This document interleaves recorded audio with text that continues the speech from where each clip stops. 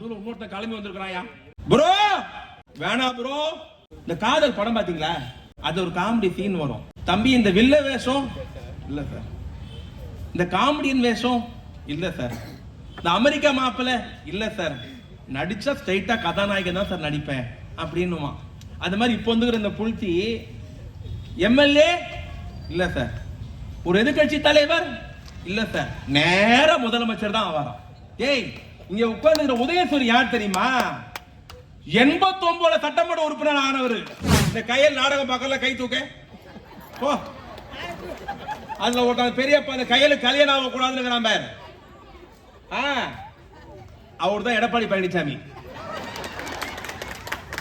நீ திருப்பி கேட்கலாம், அப்ப கையில கொலை பண்ண பார்த்தா டாக்டர் யார்? அவர் தான் நரேந்திர மோடி. நவகிரகம் இருக்கும், சுத்துவோம். சுத்தமா சுத்த மாட்டோமா? நவகிரகத்தை உத்துப்பாரு, 9 நவகிரகம் இருக்கும். ஒண்ணு ஒன்னோட பாத்துக்காது தெரியுமா? ஒண்ணு ஒன்னோட பாத்துக்கிட்டா அது பிரச்சனை. வைதிகத்துல ஒண்ணு ஒன்னோட பாத்துக்காது. எடப்பாடி பழனிசாமி செங்கோட்டையை பார்க்க மாட்டேங்கிறான், செங்கோட்டை ஓபிஎஸ் பார்க்க மாட்டேங்கிறான், ஓபிஎஸ் தினகரன் பார்க்க மாட்டான், தினகரன் முனுசாமி பார்க்க மாட்டான். நீங்களே நவகிரக மாதிரி இருக்கிறீங்க, நீங்க ஆட்சி பிடிப்பீங்க. கரகாட்டக்கார படம் பாத்தீங்கல்ல, கவுண்டர் பண்ணி சொல்வார், என்ன தம்பி அப்படி சொல்லிட்டீங்க, இந்த காரை யார் யார் வச்சிருந்தா தெரியுமா? செந்தில் போய் காதல கேட்பாரு, இப்போ சொப்பன சுந்தரி யார் வச்சுனுங்கிறான்னு. அந்த மாதிரி இப்ப அதிமுகவை யார் வச்சுனுங்கிறான்னு எடப்பாடிக்கே தெரியாது.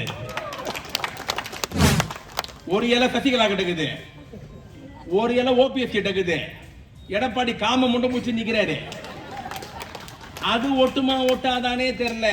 இவர் 26 ஆட்சி பிடிப்பாராம். இன்னைக்கு சொல்லி வச்சுக்கோ, 2026 உளுந்தூர்பேட்டை தொகுதியை சேர்த்து 200 தொகுதியை திமுகவின் கூட்டணி கைப்பற்றும்.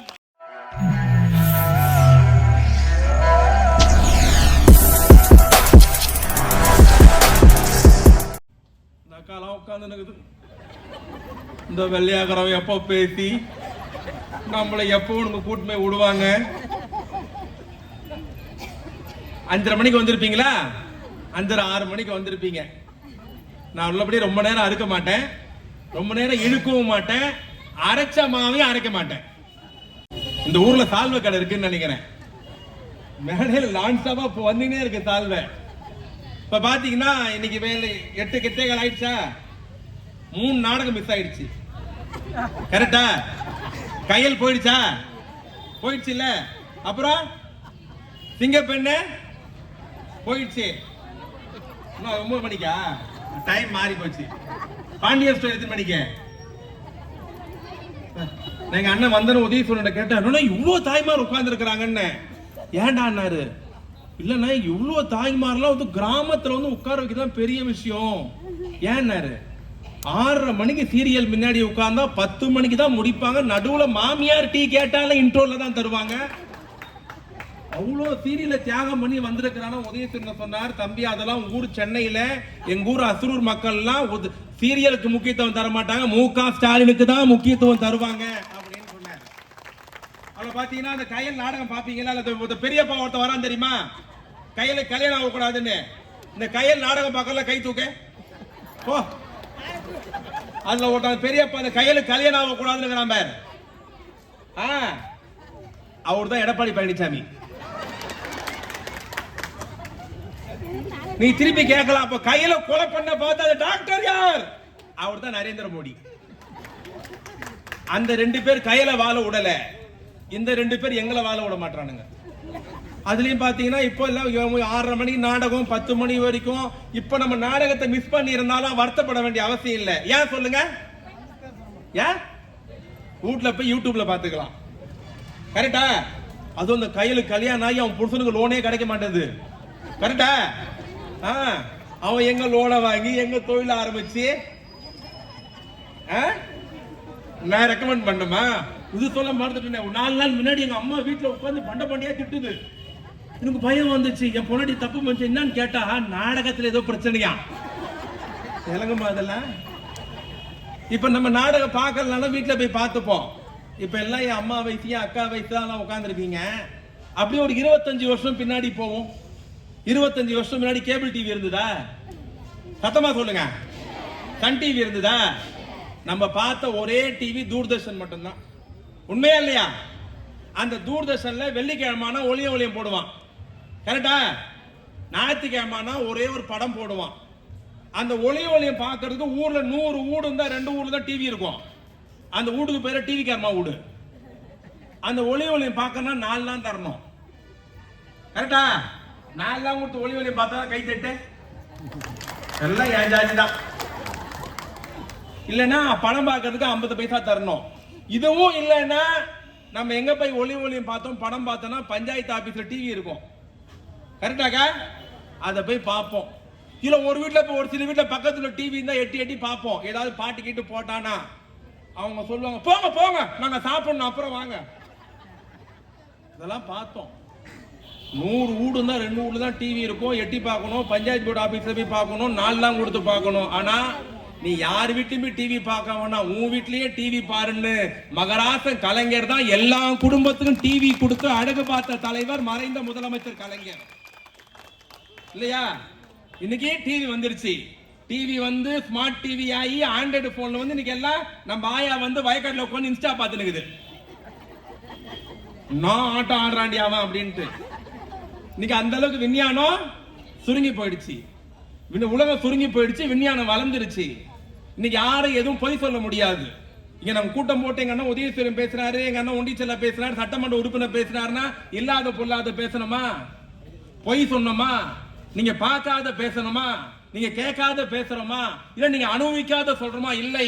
திராவிட முன்னேற்ற கழக மேடை போட்டு பேசுது என்று சொன்னால் நீங்கள் அனுபவித்துக் கொண்டிருக்கிற சாதனை மாத்திரமே நாங்கள் பட்டியல் போட்டு சொல்லுகிறோம், மறந்துவிடக் கூடாது. இங்க பேசுற தலைவர்லாம் சொன்னாங்க, யாருக்கு பிறந்த நாள் தெரியுமா? மு.க. ஸ்டாலினுக்கு பிறந்த நாள். மு.க. ஸ்டாலின் சாதாரண தலைவரா?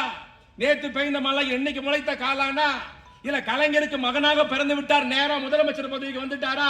என் தலைவருக்கு வயது 72 வயதில் 50 ஆண்டுகால பொது வாழ்க்கைக்கு சொந்தக்கார தலைவர் தமிழ்நாட்டு முதலமைச்சர்.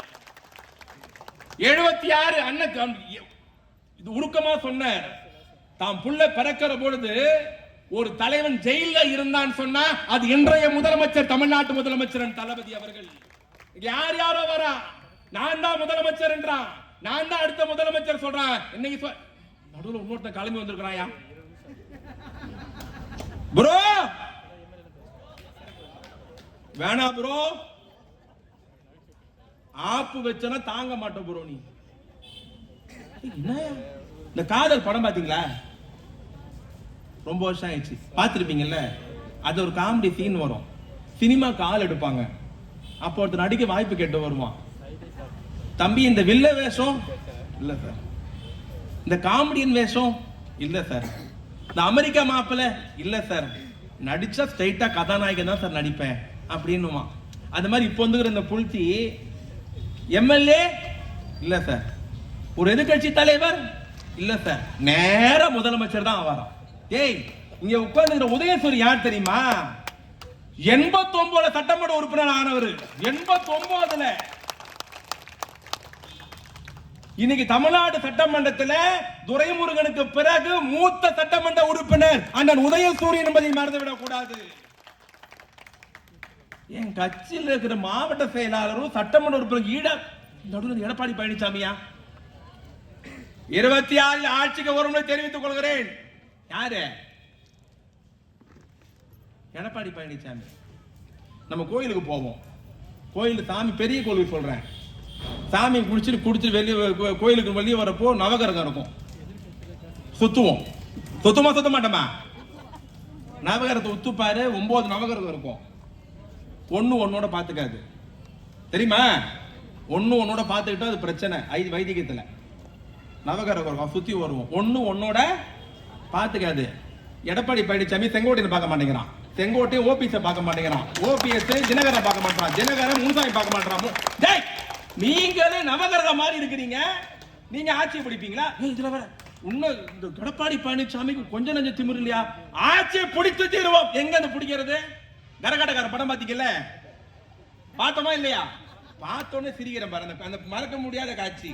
அதுல ஒரு சீன் வரும், செந்திலும் கவுண்டர் மணி சேர்ந்து ஒரு சிகப்பு கலர் காரை தள்ளின்னு போவாங்க.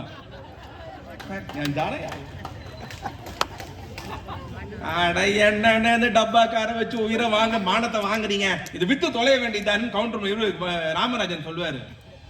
அப்பதான் கவுண்டர் பண்ணி சொல்வார், என்ன தம்பி அப்படி சொல்லிட்டீங்க, இந்த காரை யார் யார் வச்சிருந்தா தெரியுமா? பட்டியல் போட்டீங்கன்னா வருவார்.